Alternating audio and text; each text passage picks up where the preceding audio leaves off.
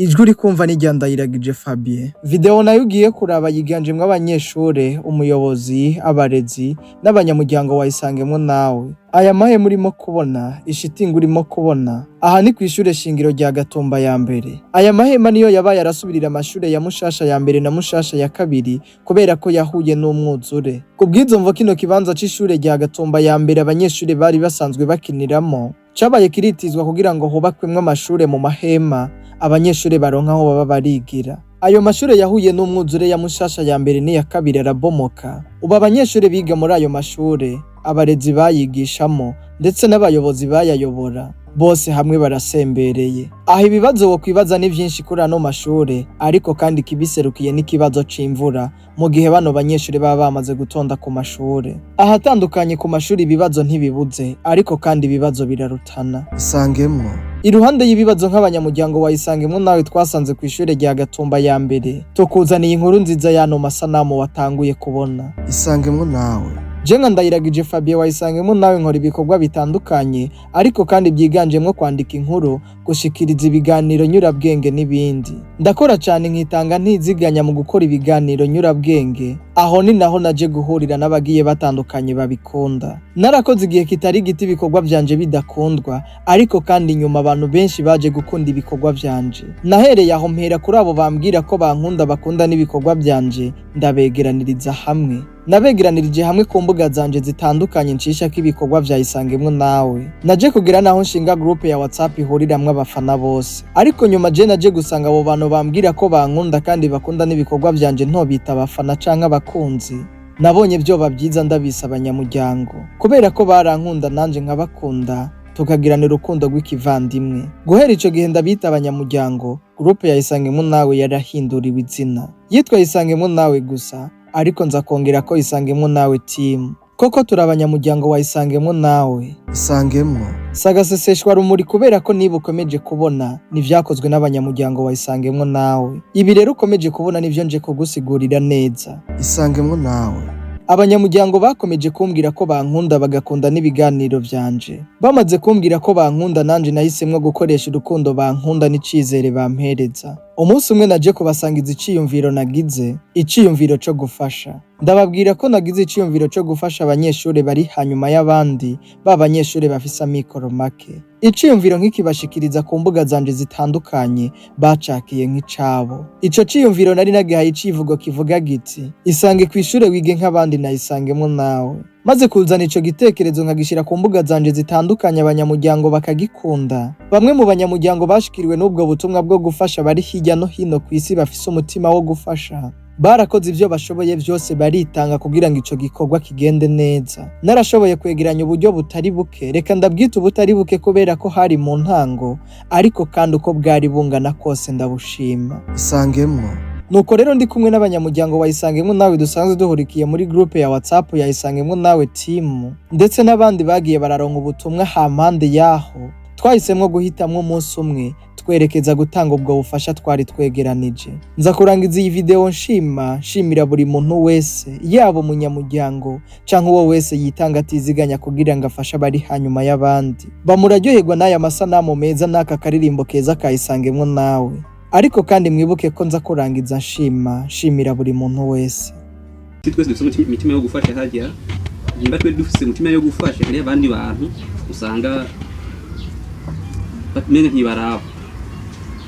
Novuga nti rero nka perezida w'umugwi yoshobora gutanga ico cyumviro muri groupe. Nk'abaciyumvamwo gukora ico kintu hakaba irindi groupe y'ibikorwa byayisangemwo. Donc igi gume kujya nyine ari nkuru. Iyindi yongera ize tugira ibintu byo gufashanya. Kuko nubundi tuzoza gufasha umuntu kigeze tubona kuri liste y'abari ko barafasha abandi bantu. Rero muri cyo umuntu azoje muri iyo groupe y'ibikorwa nuko azoba yiyemeje gukora. Abandi nabo tume tujyega mu nkuru kuri ya nyene, abandi tujyega mu nkuru no mu bikorwa tuzokwisanga tugeze kure. Musanzwe nicyo nashaka gukikiriza nanje murakoze. Se n'indi migambi myinshi cyane mugomba gukora.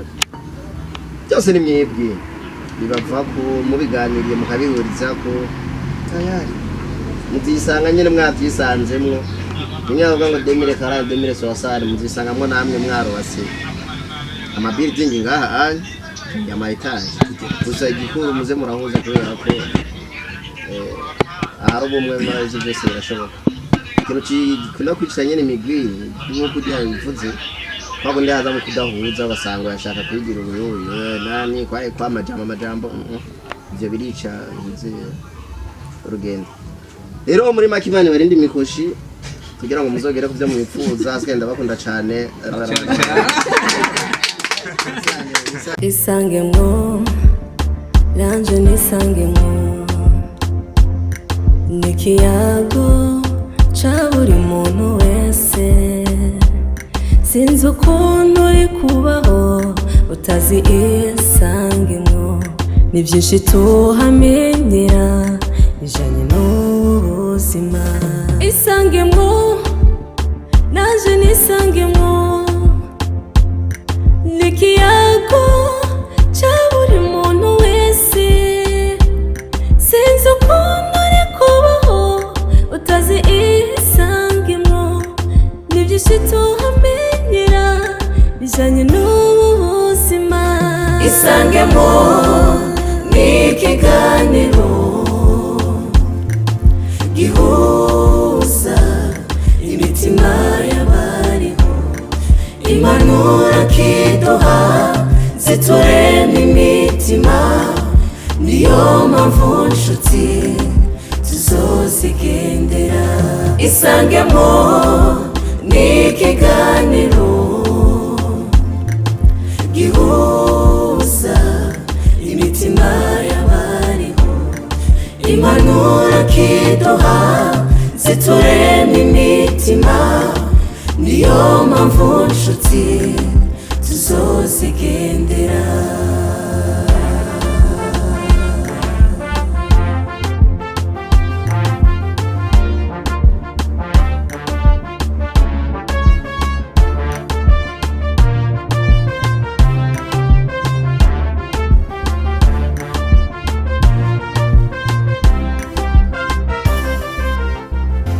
Mu buzima fondation de la vie ni impanuro za buri muntu wese nimba ukunda guhanurwa na tageti yawe izoba ate karibu muri Isangemwo niho turonka izo mpanuro mu buzima fondation de la vie ni impanuro za buri muntu wese nimba ukunda guhanurwa na tageti yawe izoba ate karibu uronke izo mpanuro Isangemwo ni ikiganiro gihuza imitima y'abariho impanuro kiduha ziturema imitima niyo mpamvu nshuti tuzozigendera Mu kurangiza reka mbanze nshimira abanyamuryango mwese bayisangemwo nawe aho muri hose. Ni vyiza guhorana namwe no gukorana namwe. Fabien wanyu nanje ntaco nishoboje. Muri rusangi reka nshime nongere nshimire buri muntu wese yakoze mu mufuko akitanga atiziganya kugira ngo kino gikorwa mwese murimo kubona kigende neza. Hariho abafata ibikorwa nk'ibi bakabiha iyindi shusho n'izindi nsiguro. Imana ibababarire cane. Gufasha n'umugisha kandi ndabizi ko nta muntu n'umwe yipfuza gufashwa mwa buno buzima ahubwo umuntu wese aharanira gufasha. Ndabivuze uko kubera nzi ko habi wohashigutohishira. Nta muntu n'umwe yipfuza kubaho nabi ariko hariho abantu bipfuriza kubaho abandi nabi. Bamwe mukabikora muvuga ngo nugukura intambamyi kugira ngo ivyanyu bitere imbere. Nta gukura intambamyi mu kumena amaraso ya mugenzawe, amaraso arahoma. Ubu buzima ni buto cane, twese wanashima nta myaka 100. Isangemwo Nkomeje kubashima kandi nongera kubashimira cane.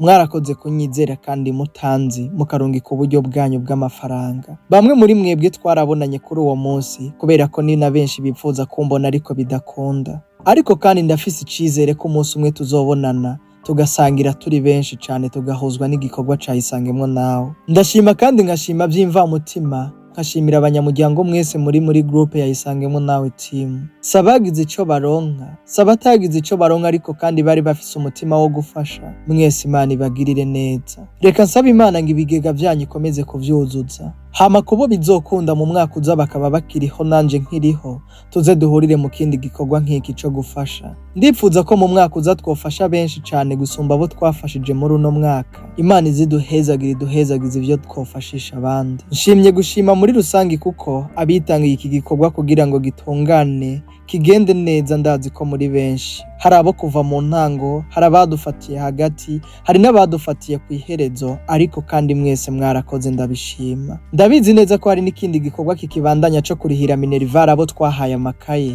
Mukomeze kugikorana umutima w'urukundo, Imana yivange mu byacu ubu niteka ryose. Reka rero ndababwire ngo Imana ibarinde imikoshi. Pasi sivyo? Alex warakoze kuza nawe. Nushaka kugera kure uzujyane n'abandi, ariko niwashaka kunyaruka uzugende wenyene.